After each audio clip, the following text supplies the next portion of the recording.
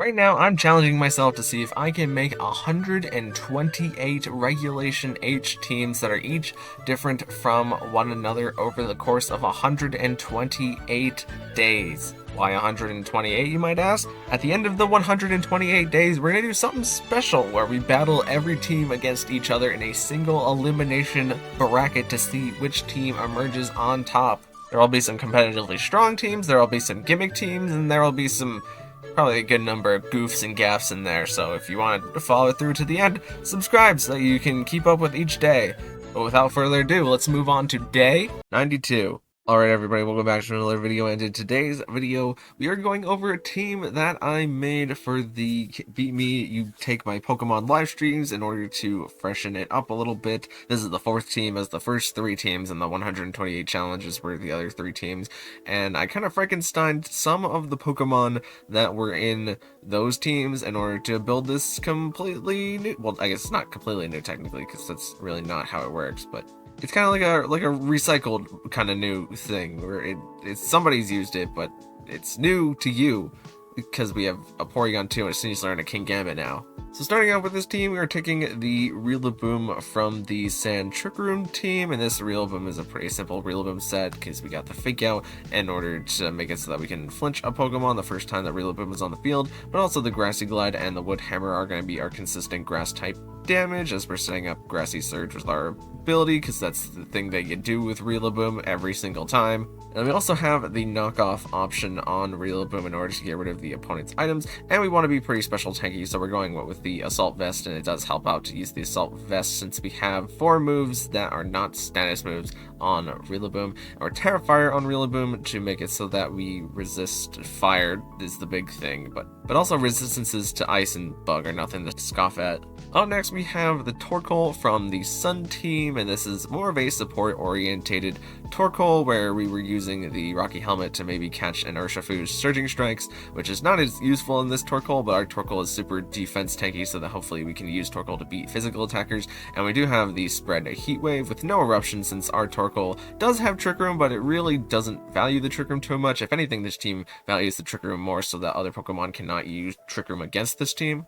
But Torkoal with the consistent Heat Wave and Earth Power for damaging Pokemon, as well as the Helping Hand to increase the damage of the Pokemon that is next to Torkoal, and Protect just to save Torkoal for a turn is always good. And we are Grass for the same reason that Rillaboom is Terrafires, because it inverts our weaknesses into the resistances. Up next we have a Grimmsnarl from the first Rain team, and this Grimmsnarl is just a set of screens Grimmsnarl, as we have the Light Screen and the Reflect in combination with our Light Clay so that we are getting at maximum screen turns, as well as we have the Thunder Wave for a bit of speed control with the Grimmsnarl, but also to add some variance in our favor in longer games, which does help out Porygon 2 and Kingambit, since those are Pokemon that tend to want to stay on the field for longer and try and deal some big damage. But then we also have the Spirit Break on the Grimmsnarl, which can be really useful for doing not only good physical fairy type damage, but also to lower the opponent's special attack to make it so that our 2 tankier mons have a better chance of surviving the hits. As well as we are Ghost on Grimmsnarl just so that we can dodge a Fake Out if we need to do so.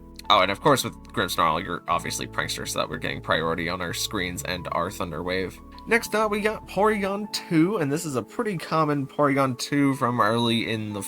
actually probably midway through the format. This Porygon 2 was getting more usage alongside things like Blood Moon, Ursaluna. But the goal of our Porygon 2 is that we have 2 attacks in the Ice Beam and the Terra Blast, and we can use Terra Blast normally since we are a normal type, but then whenever we go Terra Fighting, it will become a fighting type move, which is great for having coverage into things like Steel types and Dark types. But an added benefit of us using the Terra Blast is that with Porygon 2's download, even if the opponent is trying to lower our special attack and we get an attack boost with download, the Terra Blast can still do some pretty good physical damage into Pokemon, but if we get the special attack boost, we're obviously in a much better spot with this Porygon 2. As well as Porygon 2 is very tanky with the Eviolite item since we're not a fully evolved Pokemon, so we're going to hopefully be using that tank for a long time with our Recover option, and we have the Trick Room mostly to stop other Pokemon from using the Trick Room, but if it benefits us to set up the Trick Room, then we can use our mid-speed Mons to beat faster speed Mons, or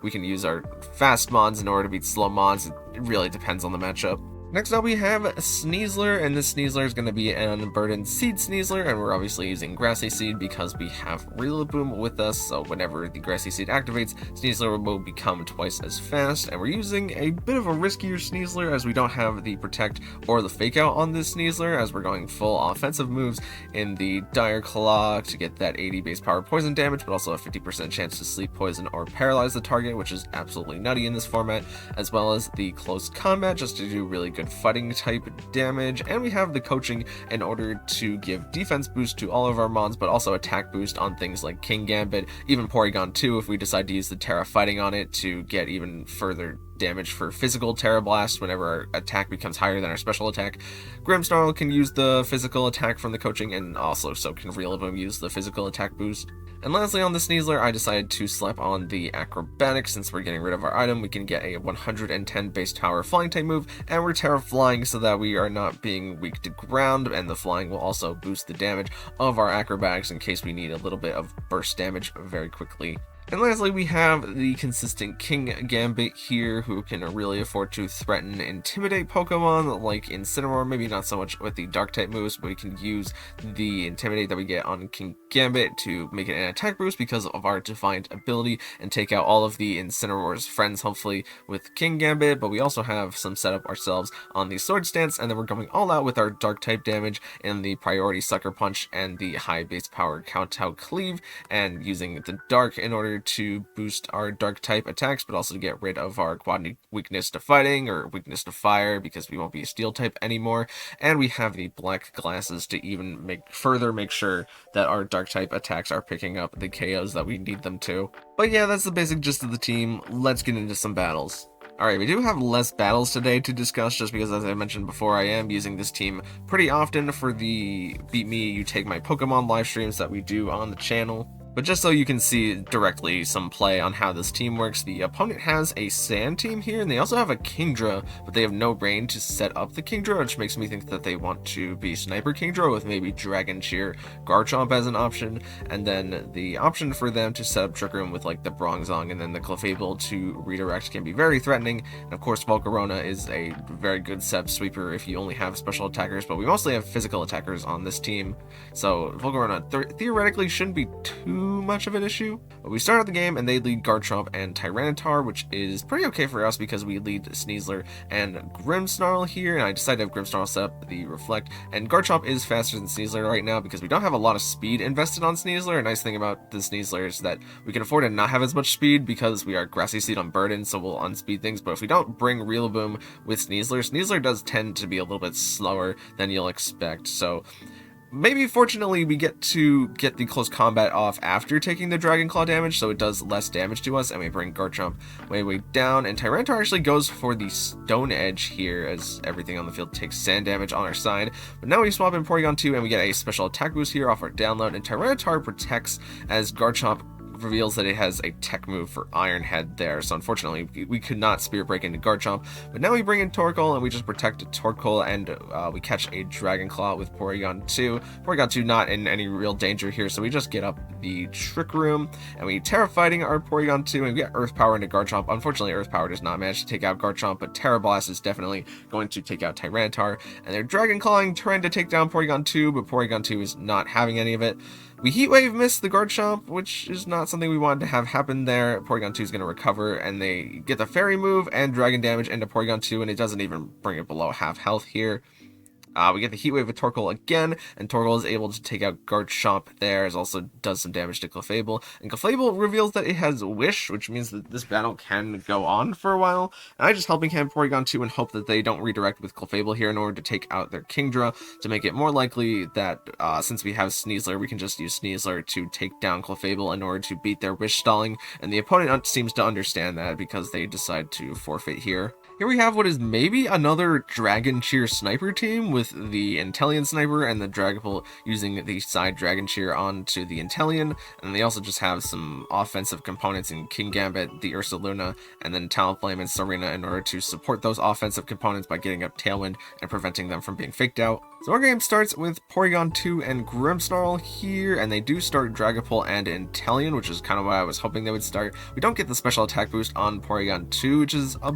bit unfortunate, and instead of going for the screens with Grimmsnarl here, I decided to paralyze their Inteleon, since if they make a full crit Inteleon here, they would just crit through our screens anyways. But they do in fact Dragon Cheer, and they go for the Snipe Shot into Grimmsnarl, getting the crit there, and we just Ice Beam into Dragapult in order to take some health off of it. But now we swap in Rillaboom because I wanted to use it to pressure Inteleon, and Dragon Darts comes out into both Pokemon here, and Inteleon does take a Paraturn, and we can use the Ice Beam in order to get rid of their Dragapult, while also setting up Grassy Terrain to heal our Porygon 2 over time. And here they decide to Terra Grass their Empoleon, and they knock off Porygon 2's Eviolite. We get good Wood Hammer damage into Inteleon because Inteleon's frail, but Inteleon is going to be able to take out our Porygon 2 here, unfortunately. But now we can bring in Sneasler, who activates the Grassy Seed, and Dire Claw is going to KO either Pokemon that it hits here, and Inteleon, not Empoleon, was a little bit more of the threat, as we can just knock off Serena, who was Choice Banded there, so maybe it was better if we didn't knock off the Choice Band. But now they bring in Ursaluna, and we can Dire Claw into their Serena, and our Rillaboom is faster than their Ursaluna, so we get the Wood Hammer to take out Ursaluna, and they couldn't Terrestrialize Ursaluna there because they Terrestrialized Inteleon already. Here we have a Pelipper Arc Basculegion Rain team, but their supports are Electabuzz, Amoonguss, and Rillaboom in order to perhaps set up Grassy Terrain for all their mons in order to heal over time. So we decided to lead Sneasler and Rillaboom here in case they decide to lead Basculegion, and they do lead Basculegion, but they also lead Electabuzz in the first slot. But without the rain, Basculegion isn't really threatening too much here, since they also can't go for Last Respects, but they do have the Ice Fang, and they flinch Rillaboom immediately, which is not a great turn 1 for us. I swap in Torkoal here, hoping that they'll do basically the same thing, and it seems like they do, as we get Dire Claw damage into Electabuzz, and Electabuzz still not feeling any of those secondary effects. But now Basculegion takes the hit here, and we do send out our Weather, and Torkoal is taking some damage, but I thought that they would maybe try to bring in their Weather here, so I just protected with Torkoal, hoping that they would, and then try to use Sneasler to maybe get some damage off here. But they decided to swap out Basculegion for Pelipper instead, so unfortunately that turn does not happen. But now we bring it back in Rillaboom, and we just Dire Claw into Pelipper to maybe get a secondary effect, and we don't get it, but they Electro Ball Sneasler for whatever reason, and Hurricane is going to take out Sneasler. But at this point, Sneasler's done enough damage to the Electabuzz that we can bring in King Gambit here, and we are going to be able to Grassy Glide the Electabuzz pretty easily, as the Pelipper gets the Hurricane into Rillaboom, and Rillaboom lives it, but that's probably not too important at this point because we have the 2 times set up with King Gambit now, so we can bring in Torkoal in order to disrupt their Weather. And I tried Sucker Punching Pelipper just in case they swapped Basculegion out into another Mon in order to bait the Sucker Punch, but that's not actually what they do here. They just decide to full on Wave Crash Torkoal, which they do take some Rocky Helmet and recoil damage, but they get the Tailwind up with Pelipper, so we just go for the Sucker Punch into Pelipper in case it was Weather Ball here, and Torkoal lives the second Wave Crash and is able to get off the Heat Wave into Basculegion, bringing it down to 3%, but Basculegion gets burned, so it gets knocked out here. But I don't think that would matter because we can just Terra Dark King Gambit here. I really should have helping handed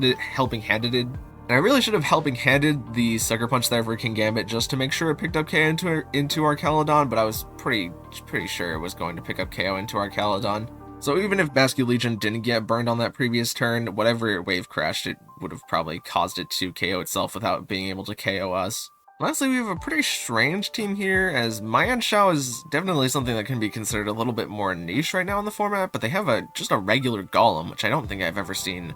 at all doing any of these battles for the 128 teams challenge. So they do in fact lead Golem here, and they also have Fergaref as we lead Grimmsnarl and Porygon 2, and Porygon 2 gets the special attack boost. We set up the Reflect because I thought that they were going to be like Explosion Golem, and we don't have Protect for either of these Pokemon, but we do have a way to kind of mitigate the damage if the Golem just did decide to go boom here. And it just goes for Earthquake, and the Fergaref goes for Hyper Voice, getting its special attack boost off its Throat Spray, and we get good Terra Blast damage into Fergaref here, as Fergaref decides to Protect on this turn, and Golem goes for the Rock Slide, which is still doing quite a bit. Like, the next Rock Slide will KO Grimmsnarl here.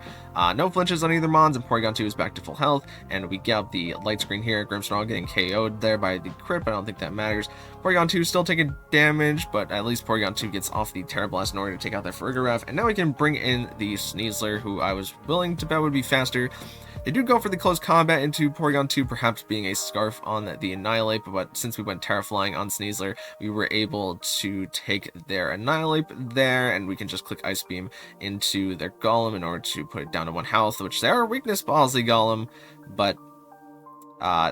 I mean, Golem's pretty slow, and now that we can bring in Rillaboom in order to activate these Sneaslers, Grassy Seed giving us a defense boost, it also means that the Dragonite was very unlikely to be able to click Extreme Speed to KO Sneasler here, since we have both the Reflect and the defense boost. They would really need a crit, but we just Acrobatics safely into Golem there as Dragonite goes for the Tailwind. We fake out Dragonite just in case it's not Inner Focus. It usually is, and this one is actually multi-scale, so